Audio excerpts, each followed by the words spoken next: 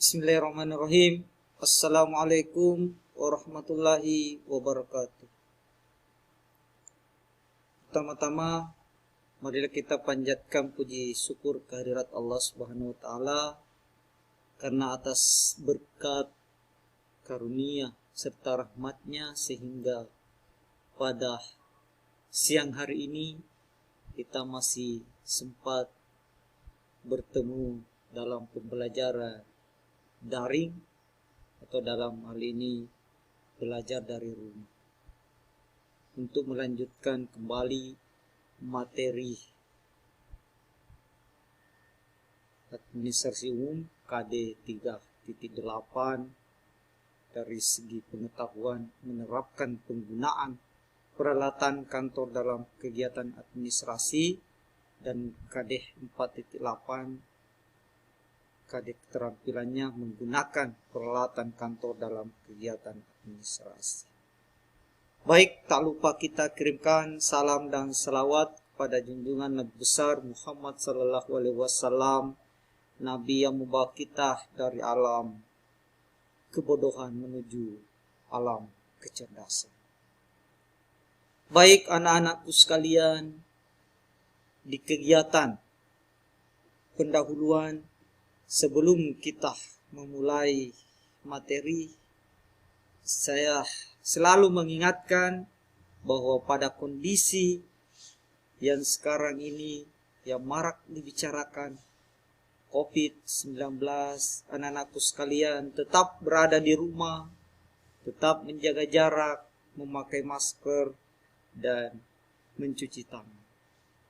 Karena kalau bukan kita, siapa lagi? Dan kalau bukan sekarang, kapan lagi? Karena itulah solusi untuk mencegah penularan COVID-19. Dimulai dari diri kita sendiri maupun di lingkungan keluarga kita. Jadi kita mengaitkan dulu atau mengingat kembali materi kita pada KD 3.7 sebelum kita melanjutkan ke KD 3.8. Ya, jadi di KD 3.7 itu menerapkan prosedur penataan surat atau dokumen. Jadi materi yang pernah kita pelajari itu mulai dari mencari atau mengumpulkan informasi sampai kepada tahap menyimpan dokumen. Kemudian di KD 3.7 juga membahas mengenai sistem penataan dokumen. Jadi ada beberapa sistem yang digunakan dalam menata dokumen. Ada 5. Yang pertama sistem nomor, subjek, abjad, tanggal, dan wilayah. Nah, itu pada KD 3.8. Kita beralih ke KD 3.8 menerapkan penggunaan peralatan kantor dalam kegiatan administrasi. Ini sangat berkaitan erat dengan KD sebelumnya. Jadi di mana kita harus mengetahui terlebih dahulu apa sih sebenarnya peralatan kantor itu. Kemudian jangan lupa anak-anakku sekalian mengisi absen, baik di link Google Formulir maupun di WhatsApp. Jadi isi absen. Jadi sebelum memasuki materi KD 3.8, inilah yang penting. Ini yang penting kita selalu lakukan kalau berada di rumah. Yang pertama, kita memakai masker, tidak berkerumun ketika ada kegiatan di luar, mencuci tangan, dan menjaga jarak. Baik, jadi yang pertama kita harus tahu terlebih dahulu, yaitu pengertian peralatan kantor. Jadi di sini ada pengertian peralatan kantor. Sama halnya ketika kita ingin mengetahui atau berkenalan dengan seseorang, maka kita harus tahu dulu identitas seorang itu. Sama halnya dengan kita ingin mengetahui materi menerapkan penggunaan peralatan kantor, maka hal yang pertama kita harus tahu adalah apa sebenarnya peralatan kantor itu. Nah, di sini ada dua pengertian, ditambah lagi satu pengertian dari ahli. Jadi peralatan kantor memiliki arti sesuatu yang dapat dipakai sebagai alat dalam mencapai maksud dan tujuan. Kemudian peralatan kantor adalah segala benda yang dipakai untuk membantu melancarkan pekerjaan sehari-hari yang digunakan petugas administrasi sehingga menghasilkan pekerjaan yang lebih cepat, selesai, lebih baik, dan lebih tepat. Kemudian pengertian yang dikemukakan oleh ahli Telianggi mengatakan peralatan kantor adalah benda-benda yang dipakai dalam pelaksanaan pekerjaan sehari-hari oleh pegawai tata usaha. Nah, kalau kita melihat definisi atau konsep peralatan, bahwa ya sebagai alat yang digunakan untuk mencapai atau melancarkan suatu pekerjaan. Dan memang benar adanya. Ketika misalnya peralatan tidak ada, otomatis kita akan kewalahan atau tidak bisa mengerjakan sesuatu. Contoh misalnya kita menulis di kertas, ada kesalahan, tetapi alatnya tidak ada, bahan atau perlengkapan atau peralatannya tidak ada, misalnya tip X, ya kita kewalahan, otomatis kita pergi cari dulu, pergi beli dan lain sebagainya. Jadi ketika kita menulis ya disediakan memang peralatan atau perlengkapan seperti itu. Ya, kemudian jenis-jenis peralatan kantor. Berdasarkan bentuknya, peralatan kantor ada yang berbentuk lembaran. Jadi peralatan kantor yang berbentuk lembaran atau helaian, misalnya kertas HPS. Jadi ada kertas HPS, kertas folio, kertas karbon, kertas pensil, formulir, plastik transparan, kertas buffalo, amplop, dan map. Saya kira anak-anakku sekalian sering melihat benda-benda ini ketika misalnya Anda jalan-jalan atau ada yang mau difotokopi di tempat fotokopi, pasti Anda melihat di sana ada map, ya, ada kertas HPS, ya, dan itu merupakan peralatan kantor yang berbentuk lembaran. Nah, kemudian yang kedua berbentuk non lembaran. Yang mana yang dimaksud berbentuk non lembaran? Yaitu peralatan kantor bentuk non lembaran bukan berupa kertas lembaran. Contoh misalnya pena, ya, pensil, pulpen, spidol, penghapus, ya, pemotong kertas, pembuka surat, pelubang kertas, stapler, stempel, dan lain-lain. Ya, bahasa administrasinya pelubang kertas ya, anakku sekalian harus tahu, ya, perforator. Ya. Jadi ini gambar, gambarnya ya, ada berapa di sini, ada stapler besar, ya, ada stapler kecil. Ini semua adalah peralatan kantor yang berbentuk non lembaran.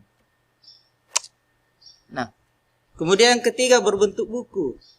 Yang mana peralatan yang berbentuk buku? Yaitu misalnya buku catatan, buku pedoman organisasi, buku alamat relasi, buku telepon, kamus, peta kota, buku tahunan, buku induk, buku agenda surat, buku catatan keuangan, dan buku objek wisata.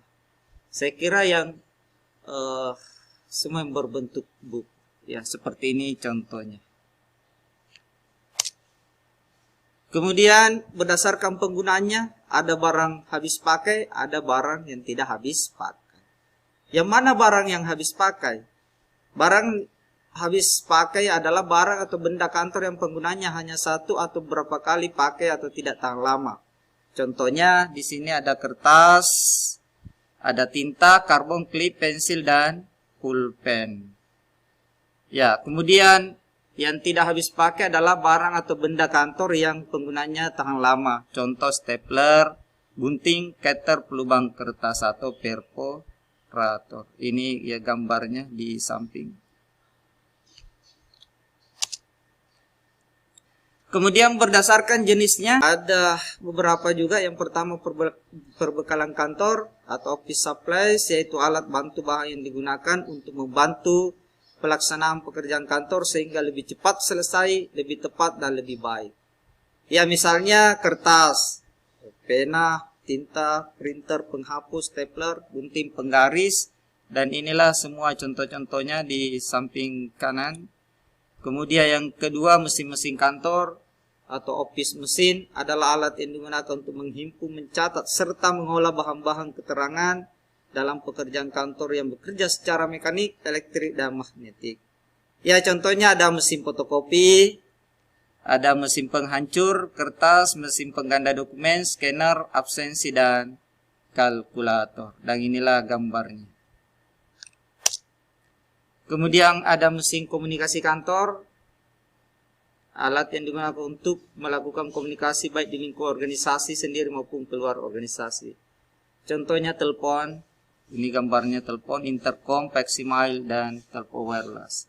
Kemudian perabot kantor adalah benda-benda kantor yang terbuat dari kayu atau besi. Ya contohnya ada meja, kursi, sofa, rak buku, lemari, piling kabinet, dan lain sebagainya.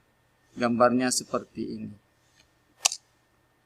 Kemudian yang terakhir adalah hiasan atau interior kantor. Adalah benda kantor yang digunakan untuk menambah suasana menjadi menyenangkan sehingga memberi semangat dan kenyamanan dalam menyelesaikan pekerjaan kantor. Ya, contoh misalnya gambar presiden dan wakil presiden, bendera, struktur organisasi, patung, lukisan, tanaman hidup, jam dinding, kipas angin atau AC. Inilah semua yang bisa memberikan semangat dalam bekerja. Kalau misalnya kita kepanasan, tidak ada kipas angin, tidak ada AC, kan dalam bekerja juga terganggu. Makanya dalam satu ruang itu harus dilengkapi betul fasilitas yang memadai, sehingga pekerjaan yang kita lakukan itu bisa berjalan dengan baik dan sesuai dengan tuntutan perusahaan atau kantor kita. Ya, saya kira itulah materi hari ini yang sempat saya sampaikan. Jadi anak-anakku sekalian, sebagai kesimpulan dalam materi KD 3.8 menerapkan penggunaan peralatan kantor dalam kegiatan administrasi, anak-anakku sekalian harus mengetahui apa itu konsep peralatan kantor, kemudian jenis-jenis peralatan kantor, itu semua harus dipahami yang telah saya jelaskan sebelumnya. Ya ada beberapa, ada peralatan kantor berbentuk lembaran dan non lembaran, kemudian ada yang berbentuk buku, kemudian ada berdasarkan penggunaannya, ada barang habis pakai, ada barang tidak habis pakai. Contoh-contohnya lengkap di PowerPoint yang saya jelaskan atau yang saya sajikan hari ini.